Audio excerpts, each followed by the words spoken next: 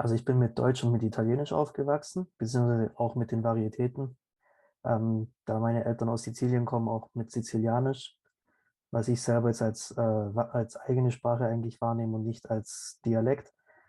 Momentan sprechen wir zu Hause eigentlich eine Mischung aus allen drei, also Deutsch, Italienisch und auch Sizilianisch. Das variiert eigentlich. Also es kann auch sein, dass wir mal mit einer deutschen Frage beginnen und dann aber auf Italienisch aufhören oder umgekehrt oder auch im Satz mal das ein oder andere italienische Wort einfließt. Also ich spreche neben Italienisch und Deutsch auch noch Spanisch und Englisch.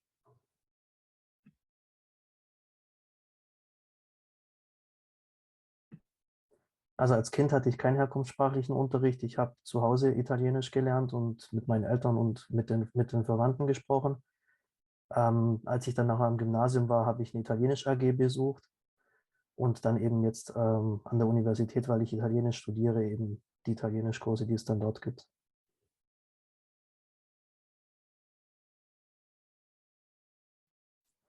Also ich habe positive Erfahrungen gemacht im Sinne von, dass ich gemerkt habe, dass ich gerade in Englisch oder auch beim Spanischlernen auf viel mehr Vokabeln zurückgreifen konnte, die ich mir über die Herkunftssprache herleiten konnte. Und auch, dass ich, wenn es auch Klassenfahrten zum Beispiel nach Italien gab, dass ich da einfach derjenige war, der im Vorteil war, dass ich eben in beiden Sprachen reden konnte, dann auch als Dolmetscher agiert habe zum Beispiel. Oder auch der Einzige war, der sich auch wirklich zurechtfinden konnte, weil er nach dem Weg fragen konnte.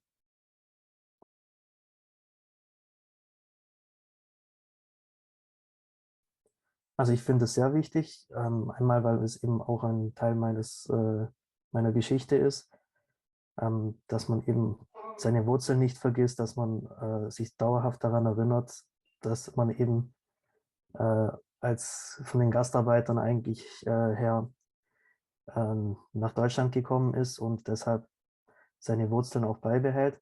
Und es ist ja eben auch eine Bereicherung. Also wie ich vorhin schon gesagt habe, dass man eben, wenn man andere Sprachen lernt, dann viel schneller auf Vokabeln zurückgreifen kann, die man sich herleiten kann oder auch grammatische Strukturen sich vielleicht auch herleiten kann.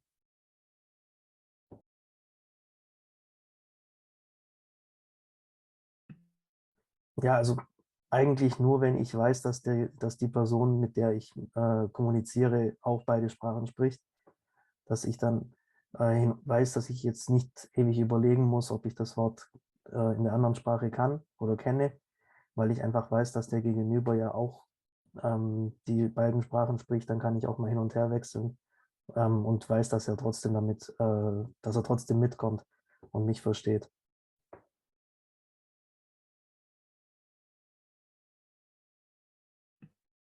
Also mit Freunden, die Italienisch sprechen können und ansonsten hauptsächlich mit Verwandten, mit der Familie oder eben an der Universität mit denjenigen im Kurs, auch mit der Seminarleitung zum Beispiel, mit den Dozenten, die Kurse anbieten, die auf Italienisch sind, oder wenn ich jetzt gerade in der Praxisphase bin, weil ich Lehramt studiere, dann eben mit den Schülerinnen und Schülern.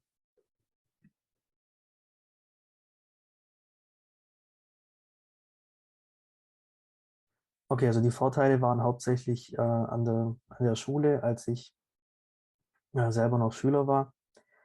Zum Beispiel im Lateinunterricht, da konnte ich mir sehr viele Vokabeln herleiten oder auch im Spanischunterricht, weil die Sprachen eben sehr ähnlich sind. Also da waren die größten Vorteile eigentlich da. Auch bei der Lautproduktion des Rs zum Beispiel im Spanischen war ich klar im Vorteil. Und jetzt natürlich an der Universität bei den Sprachkursen habe ich eben nicht bei Null anfangen müssen, sondern hatte schon ein breites Vorwissen von zu Hause.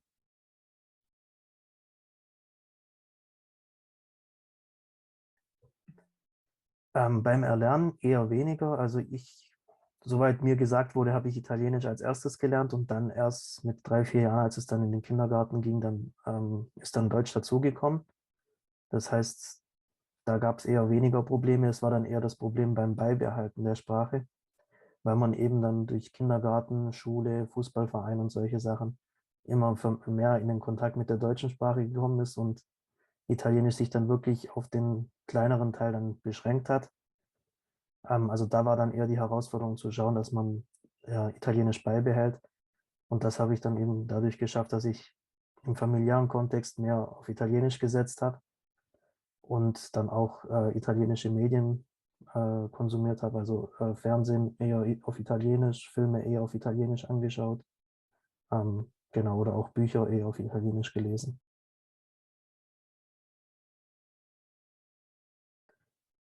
Für Lehrer wäre mein Tipp, dass man, gerade wenn man jetzt zum Beispiel in meinem Fall als Italienischlehrer nachher Herkunftssprecher im Unterricht hat, im Italienischunterricht, sie nicht so behandelt, als wäre das jetzt eine Fremdsprache, sondern darauf Rücksicht nimmt, dass die eben schon einen Hintergrund haben und schon viel Hintergrundwissen dazu besitzen, auch wenn sehr wahrscheinlich nicht alles nach dem Standard italienischen zustande kommt, wie man es eigentlich jetzt im Buch findet. Aber da sollte man dann schon das richtige Mittelmaß finden und auch Rücksicht darauf nehmen, dass die eben zu Hause vielleicht nicht das Standard Italienische sprechen, sondern eine Varietät davon, die dann auch schon durch die Großelterngeneration mitgebracht wurde und dass man eben darauf Rücksicht nimmt.